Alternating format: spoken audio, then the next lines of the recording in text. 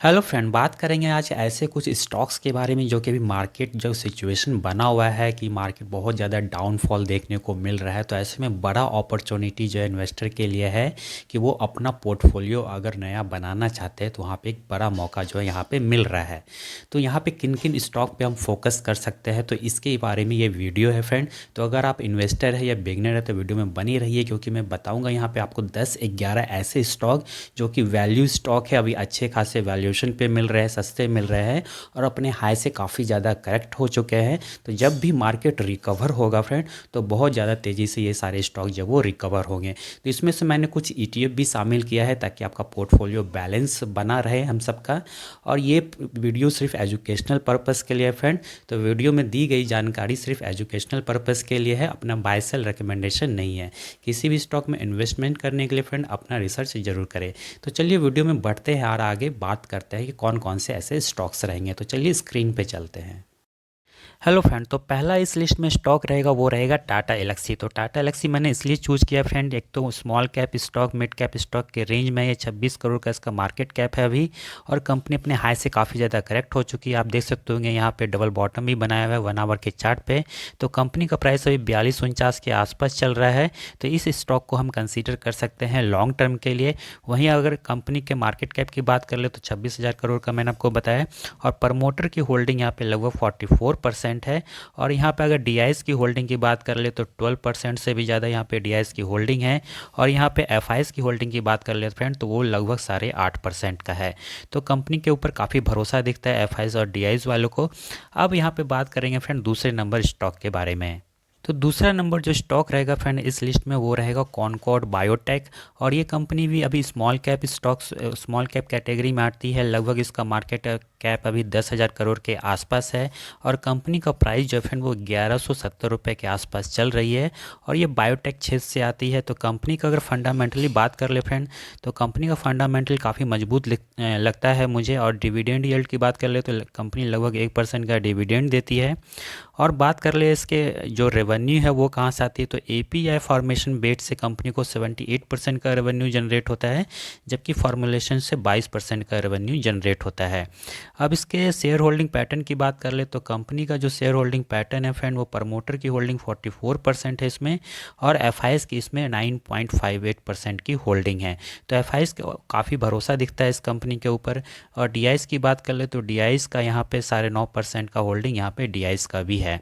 तो कंपनी का market cap लगभग 10,000 से 12,000 करोड़ के आसपास है। तो ये कंपनी भी मुझे काफ़ी अच्छी दिखती है। तो वैसे आपकी क्या राय है कि आपको ये कंपनी अच्छी लगती है, तो हमें कमेंट में लिख के ज़रूर बताएं। चलिए अब बढ़ते हैं तीसरे स्टॉक की ओर, वो है राइट्स, यानी कि रेलवे सेक्टर का ये स्टॉक्स है। तो काफ़ी अच्छा लगता है। कंपनी डिविडेंड भी 3 से 4% का देती है। और कंपनी का जो प्राइस है फ्रेंड वो अभी 197 के आसपास ट्रेड हो रही है। और कंपनी डबल बॉटम यहाँ पे बनाई है 1 आवर के चार्ट पे। तो ये स्टॉक पे भी सपोर्ट के पास मिल रहा है और अपने हाई से काफ़ी ज़्यादा करेक्ट हो चुकी है। तो रेलवे इंफ्रास्ट्रक्चर को लेकर के सरकार भी काफ़ी पॉजिटिव है। तो आने वाले समय में जैसे ही इसमें मार्केट पॉजिटिव मूड लेता है तो इस कंपनी में रिकवरी शानदार देखने को मिल सकती है। बात कर ले इसके फंडामेंटल की फ्रेंड, तो फंडामेंटल कुछ इस तरह से है कि कंपनी का जो मार्केट कैप है वो लगभग 10,000 करोड़ के आसपास का है।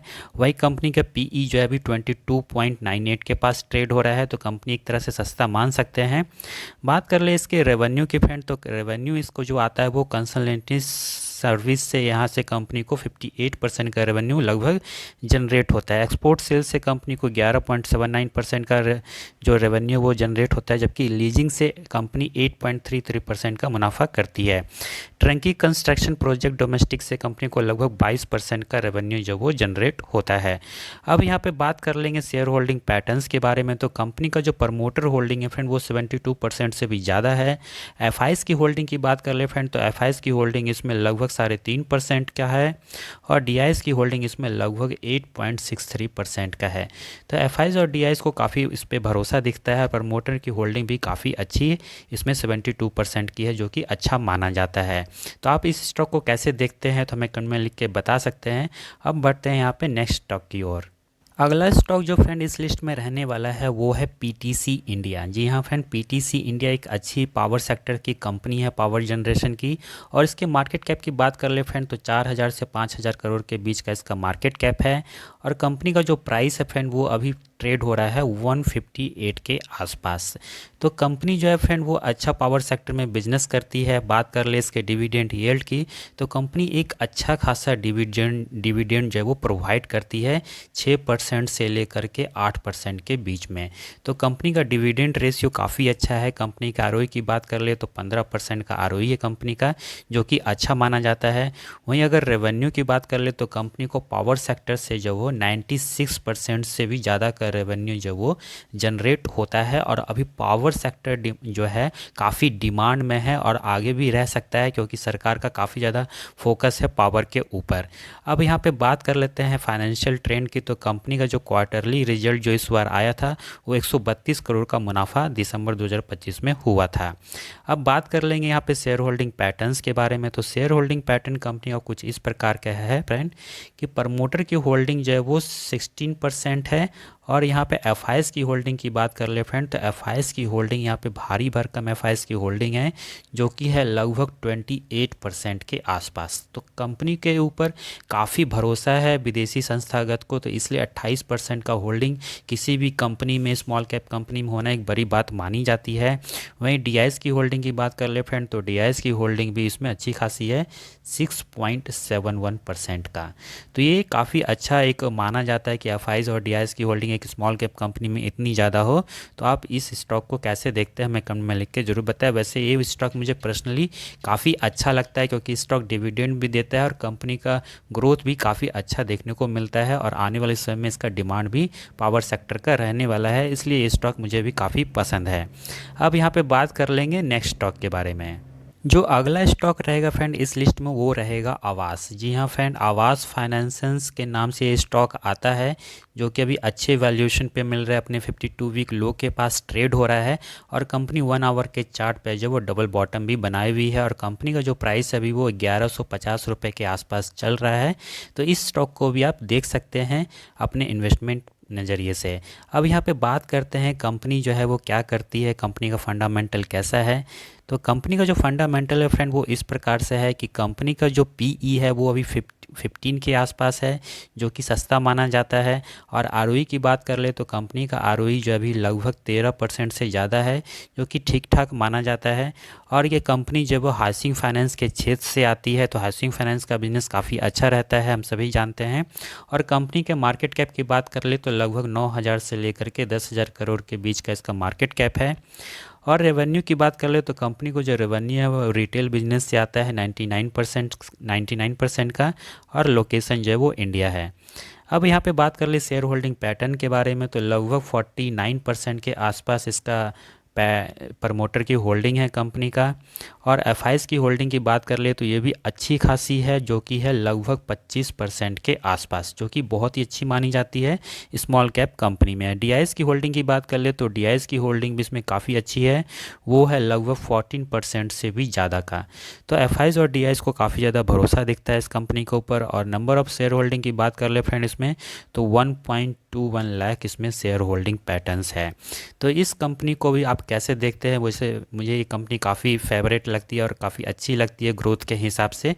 आप हमें कमेंट में लिख के बता सकते हैं आपका क्या राय है इस कंपनी के ऊपर। अब बात करेंगे नेक्स्ट स्टॉक की। नेक्स्ट स्टॉक जो रहेगा फ्रेंड वो है दीपक नाइट्रेट। जी हाँ फ्रेंड, ये केमिकल सेक्टर के क्षेत्र से कंपनी आती है, लगभग 20,000 करोड़ का मार्केट कैप है कंपनी का। और कंपनी जो भी अभी जो स्टॉक का प्राइस अभी अपने हाई से काफ़ी ज़्यादा करेक्ट हो चुकी है, और 52 वीक लो के पास ट्रेड हो रही है, और 1 आवर के चार्ट पे डबल बॉटम भी बनाया हुआ है। तो इस स्टॉक को भी आप देख सकते हैं। बात कर ले इसके रेवेन्यू की, तो कंपनी को जो रेवेन्यू है फ्रेंड फेनोलिक्स से 69% का रेवेन्यू कंपनी को जनरेट होता है, और बाकी एडवांस इंटरमीडिएट से कंपनी को लगभग 30% का रेवेन्यू जो वो जनरेट होता है। बात कर ले इसके लोकेशन की, तो इंडिया से कंपनी को 83% का बिजनेस है, और यूरोप से कंपनी को 7.5% का लगभग बिजनेस है। एशिया की बात कर ले तो एशिया से कंपनी को लगभग 5.5% का बिजनेस है, और यूएसए से भी कुछ बिजनेस कंपनी का होता है। बात कर ले शेयर होल्डिंग पैटर्न की, तो प्रमोटर की होल्डिंग यहाँ पे लगभग 50% के आसपास है। एफ की होल्डिंग यहाँ पे लगभग 6% है, और डी की होल्डिंग इसमें अच्छी खासी है, जो कि है 23% से भी ज़्यादा। तो ये स्टॉक भी मुझे काफ़ी अच्छा लगता है, अभी अपने अच्छे करेक्शन पे मिल रही है, तो आगे चलकर ये स्टॉक में भी काफ़ी बूम देखने को मिल सकता है। अब बात करेंगे नेक्स्ट स्टॉक की। नेक्स्ट स्टॉक जो फ्रेंड इस लिस्ट में रहने वाला है वो है आइडिया फोर्स टेक्नोलॉजी। तो ये फ्रेंड स्टॉक मुझे इसलिए भी अच्छा लगता है क्योंकि ये स्टॉक जो वो एरोस्पेस और एरो डिफेंस के सेक्टर में काम आती है, ड्रोन्स वगैरह बनाती है। तो ये कंपनी भी मुझे काफ़ी अच्छी लगती है आगे चल कर के, क्योंकि जैसे अभी युद्ध के हालात है उस तरह से इसकी डिमांड भी काफ़ी ज़्यादा रहने वाली है ड्रोन की। तो आने वाले समय में ड्रोन की डिमांड बहुत ज़्यादा बढ़ने को देखने को मिल सकती है। तो इसलिए इस स्टॉक में इस लिस्ट में शामिल किया हूँ। और स्टॉक जो अभी 410 रुपये के आसपास ट्रेड हो रही है और 1 आवर के चार्ट पे डबल बॉटम भी बनाए हुए हैं। तो इस स्टॉक को भी देखा जा सकता है, आप इसे ट्रैक जरूर कर सकते हैं। बात कर ले यहाँ पे इसके फंडामेंटल्स के बारे में। तो कंपनी का फंडामेंटल्स कुछ इस प्रकार से है फ्रेंड कि कंपनी का जो मार्केट कैप है ये काफ़ी माइक्रो कैप कैटेगरी में आती है फ्रेंड। लगभग 1800 करोड़ का कंपनी का मार्केट कैप है। तो इस स्टॉक में काफ़ी रिस्क भी हो सकता है। तो किसी भी स्टॉक में इन्वेस्टमेंट करने से पहले फ्रेंड अपना रिसर्च ज़रूर करें। ये इस वीडियो सिर्फ और सिर्फ एजुकेशनल पर्पज़ के लिए है, कोई भी बाय सेल रिकमेंडेशन नहीं है। अब यहाँ पे बात कर ले कंपनी का जो प्राइस है 410 रुपये के आसपास चल रही है। और कंपनी का जो रेवेन्यू है फ्रेंड वो अनमैन्ड एरियल व्हीकल से 90% का रेवेन्यू कंपनी को जनरेट होता है। और बाकी चीज़ों उसमें स्पेयर आइटम्स, मेंटेनेंस सर्विस से भी कंपनी को कुछ रेवेन्यू जो वो जनरेट हो जाता है। शेयर होल्डिंग की बात कर ले फ्रेंड आइडिया फोर्ज में, तो प्रमोटर की होल्डिंग यहाँ पे लगभग 33% के आसपास है। और एफ की होल्डिंग कंपनी में जो है वो 0.67% है, यानी काफ़ी कम है। और डी की होल्डिंग की बात कर ले तो यहाँ पे डी की होल्डिंग जो वो लगभग 1.5% के आसपास है। तो मैं आपको पहले ही फ्रेंड कह रहा हूँ ये इस माइक्रो कैप कंपनी काफ़ी ज़्यादा वोलाटाइल रहती है। तो इस स्टॉक में जो है काफ़ी रिस्क भी रहता है। तो इंजीनियरिंग और इंडस्ट्रियल इक्विपमेंट के क्षेत्र से कंपनी आती है। तो ऐसा लगता है कि कंपनी जब आगे जाके ग्रो हो सकती है, क्योंकि अभी जैसे ही न्यूज़ वगैरह आया था तो कंपनी में पिछले कुछ समय से काफ़ी बाइंग देखने को भी मिली थी। आप देख सकते होंगे ये जो बाइंग थी ये उसी को लेकर के है। तो इस स्टॉक को भी देखा जा सकता है। वैसे आप इस स्टॉक को अपने वॉच लिस्ट में रख के ट्रैक कर सकते हैं। बात करेंगे नेक्स्ट स्टॉक के बारे में। अगला स्टॉक जो फ्रेंड इस लिस्ट में रहने वाला है, मैंने आपको इस लिस्ट में जो ये स्टॉक शामिल किया ये है ई रेडा, यानी कि फाइनेंस एनवीएफसी के क्षेत्र से कंपनी आती है। Indian renewable energy development agency limited company है। और ये कंपनी को गवर्नमेंट की तरफ से काफ़ी सपोर्ट है और कंपनी को नवरत्न स्टेटस का दर्जा प्राप्त है। और कंपनी के आरओई की बात कर ले फ्रेंड तो कंपनी का आरओई लगभग 16.5% के आसपास है, जो कि अच्छा कंसीडर माना जाता है। अब यहाँ पे बात कर लेंगे कंपनी के पीई, तो कंपनी का पीई 17 के आसपास ट्रेड हो रहा है और सेक्टर पीई भी लगभग 17 के आसपास है। तो देखने में कंपनी भी सस्ता मिल रही है। बात कर लेंगे इसके रेवेन्यू की, तो एनवीएफसी से ही कंपनी को 100% का रेवेन्यू जनरेट होता है। और फाइनेंशियल की बात कर ले फ्रेंड तो फाइनेंस में कंपनी को 585 करोड़ का रेवेन्यू प्रॉफिट जो वो हुआ था दिसंबर 2025 में, और रेवेन्यू 2130 करोड़ का हुआ था। प्रमोटर होल्डिंग की बात कर ले फ्रेंड तो यहाँ पे प्रमोटर होल्डिंग कंपनी का 71% से भी ज़्यादा है। एफ की होल्डिंग इसमें 2% से ज़्यादा है फ्रेंड। और डी की होल्डिंग इसमें लगभग 2.5% के आसपास है। तो इस स्टॉक को भी आप ट्रैक कर सकते हैं अपने वॉच लिस्ट में रख करके। और नंबर ऑफ शेयर होल्डर इसमें जो है वो लगभग 25 लाख से भी ज़्यादा है। तो ये एक बहुत ही बड़ी इसमें स्टॉक में इन्वेस्टमेंट है काफ़ी लोगों का, काफ़ी लोग इसमें इन्वेस्टमेंट किए हुए भी हैं।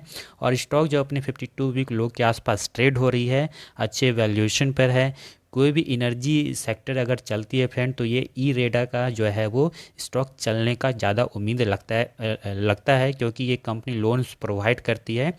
तो इस कंपनी को बिल्कुल भी इग्नोर नहीं किया जा सकता है अगर आप एनर्जी सेक्टर में चूज कर रहे हैं। तो ये मिड कैप स्टॉक्स है फ्रेंड, 32,000 करोड़ का लगभग मार्केट कैप है इस स्टॉक का। तो इस स्टॉक को भी आप ट्रैक कर सकते हैं। अब बढ़ते हैं नेक्स्ट स्टॉक की ओर। अगला स्टॉक जो फ्रेंड इस लिस्ट में रहने वाला है वो है पीएनसी इंफ्रा। जी हाँ फ्रेंड, ये स्टॉक भी अभी अच्छे खासे करेक्शन पे मिल रही है। और कंपनी का जो स्टॉक का प्राइस है वो लगभग 190 के आसपास ट्रेड हो रही है। 1 आवर के चार्ट पे डबल बॉटम भी बनाया हुआ है, तो सपोर्ट के पास है। तो इस स्टॉक को भी देखा जा सकता है, अपने वॉच लिस्ट में रख के इसको भी ट्रैक कर सकते हैं। लेकिन जितने भी स्टॉक्स मैंने आपको यहाँ पे बताया फ्रेंड ये सिर्फ ओनली एजुकेशनल पर्पज़ के लिए है। और ये स्टॉक मुझे लगता है कि आने वाले समय में एक बढ़िया परफॉर्म कर सकता है क्योंकि कंपनी के पास अच्छा खासा ऑर्डर बुक है फ्रेंड। क्योंकि अगर बात कर ले पीएनसी इंफ्रा की तो ये इंफ्रास्ट्रक्चर के स्टॉक से स्ट्रक्चर के क्षेत्र से ये स्टॉक्स आता है, जो कि इंजीनियरिंग और कंस्ट्रक्शन के बेस पर ये कंपनी है जो काम करती है।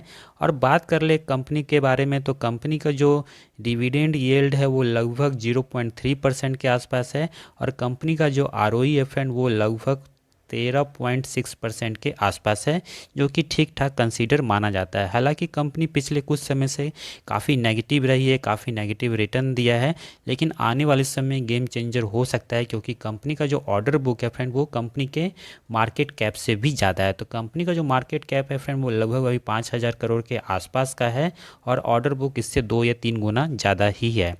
बात कर ले कंपनी के रेवेन्यू की, तो कंपनी को ईपीसी से जो है वो लगभग 87% का रेवेन्यू जनरेट होता है, बाकी अलग चीज़ों से। बात कर लेंगे इसके शेयर होल्डिंग पैटर्न्स के बारे में फ्रेंड, तो 56% का यहाँ पे प्रमोटर होल्डिंग है। एफआईएस की होल्डिंग इसमें लगभग है वो लगभग 7% के आसपास है, और डीआईएस की होल्डिंग इसमें बहुत ही ज़्यादा है, जो कि 26% से भी ज़्यादा है। तो जी हाँ फ्रेंड, इस तरह से इस कंपनी को अगर हम देखें तो काफ़ी ज़्यादा इसमें जो वैल्यूएशन है वो दिखता है आने वाले समय में, कि कंपनी जो अच्छा खासा कमाल कर सकती है, क्योंकि एफआईएस और डीआईएस की होल्डिंग अच्छी खासी है। अगर ऐसे स्मॉल कैप में एफआईएस और डीआईएस की होल्डिंग दिखे फ्रेंड, तो वो स्टॉक कहीं ना कहीं एक अच्छा वैल्यूएशन वाला होता है, अच्छा चलने वाला हो सकता है, अच्छा फ्यूचर में जो वो ग्रोथ कर सकता है। इसलिए एफआईएस और डीआईएस की होल्डिंग इसमें भर भर करके होती है, तो इसलिए इस स्टॉक को मैंने इस लिस्ट में शामिल किया है फ्रेंड। अगला स्टॉक जो फ्रेंड इस लिस्ट में रहने वाला है वो है इंडियन एनर्जी एक्सचेंज। जी हाँ फ्रेंड, आईईएक्स, जो कि अभी 120 रुपये के आसपास ट्रेड हो रही है, और 1 आवर के चार्ट पे सपोर्ट भी ले रही है। Double bottom, triple bottom, 4 bottom, जो भी कह लीजिए आप।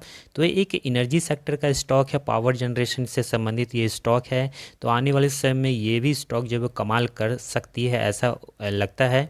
मुझे भी ये स्टॉक काफ़ी पर्सनली अच्छा लगता है, क्योंकि करेक्शन पे भी है और अपने हाई से काफ़ी ज़्यादा करेक्ट हो चुकी है, और 52 वीक लो के पास कंपनी का प्राइस जो है वो भी ट्रेड हो रहा है फ्रेंड। और कंपनी जो है वो 2.5% के आसपास का लगभग डिविडेंड भी देती है। तो इस हिसाब से ये कंपनी जो है मुझे काफ़ी अच्छी लगती है। और आरओई की बात कर ले तो कंपनी का आरओई जो है अभी लगभग 37% है, जो कि काफ़ी अच्छा माना जाता है। और पीई की बात कर ले कंपनी के, तो वो 22 के आसपास है, तो ये भी ठीक ठाक है। और रेवेन्यू की बात कर ले फ्रेंड, तो कंपनी को जो रेवेन्यू है फ्रेंड वो ट्रांजैक्शन फीस से ही 78% का रेवेन्यू कंपनी को जनरेट हो जाता है, बाकी सब्सक्रिप्शन फीस वगैरह से, बाकी अदर चीज़ों से होता है। बात कर लें इसके फाइनेंशियल ट्रेंड के बारे में, तो मार्च 2025 में कंपनी को 429 करोड़ का मुनाफा हुआ था, और रेवेन्यू जो है 537 करोड़ का हुआ था। तो इस हिसाब से कंपनी प्रॉफिटेबल है, अच्छा खासा बिजनेस है कंपनी का पावर जनरेशन के क्षेत्र में, और पावर का डिमांड अभी आने वाले समय में बढ़ेगा ही। बात कर ले एफआईएस की, तो एफआईएस का यहाँ पे होल्डिंग जो है फ्रेंड वो लगभग 11.5% के आसपास है। और डीआईएस की होल्डिंग की बात कर ले तो लगभग 35% का यहाँ पे डीआईएस का होल्डिंग है। तो भारी भरकम एफआईएस और डीआईएस का इस कंपनी पे होल्डिंग है, और कंपनी का जो मार्केट कैप है फ्रेंड वो लगभग 11,000 करोड़ के आसपास है। तो ये कंपनी मुझे काफ़ी बेहतरीन लगती है। हालांकि स्टॉक अभी उतना अच्छा परफॉर्म नहीं कर रही है, लेकिन जैसा इसका क्वार्टरली रिजल्ट रहा था पिछला वो काफ़ी अच्छा रहा था। तो आने वाले समय में जो नेक्स्ट रिजल्ट आएगा क्वार्टर का वो भी काफ़ी अच्छा देखने को मिल सकता है, ऐसा उम्मीद है। तो ये सारे स्टॉक्स है फ्रेंड, तो आपको ये सारे स्टॉक्स कैसे लगे हमें कमेंट में लिख के ज़रूर बताइएगा। अगर आपका कोई भी इसमें से फेवरेट स्टॉक है जो आपको लगता है कि अच्छा ग्रोथ दे सकता है आने वाले समय में, तो वो हमें कमेंट में लिख के बता सकते हैं फ्रेंड।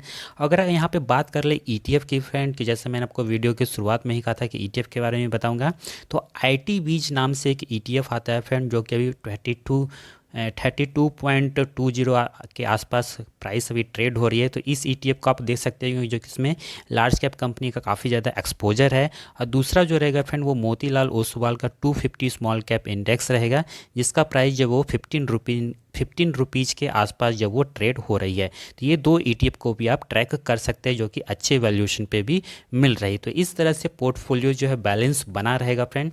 तो आपको ये सारे स्टॉक्स और ईटीएफ कैसे लगे हमें कमेंट में लिख के ज़रूर बताइएगा फ्रेंड। अगर वीडियो अच्छा लगा तो वीडियो को लाइक कर दीजिए फ्रेंड, क्योंकि मैं इसी तरह का वैल्यू स्टॉक्स और वैल्यू ईटीएफ आपके लिए लेकर के आता रहता हूँ, ताकि आपको इन्वेस्टमेंट डिसीजन लेने में मदद मिल सके फ्रेंड। तो अगर हमारे चैनल पर नए हैं फ्रेंड, तो हमारे चैनल को जल्द से जल्द सब्सक्राइब कर लीजिए, क्योंकि मैं इसी तरह से वैल्यू इन्फॉर्मेशन आपको देता रहता हूँ फ्रेंड। तो फ्रेंड चलिए मिलते हैं आपसे अगले वीडियो में। वीडियो देखने के लिए धन्यवाद।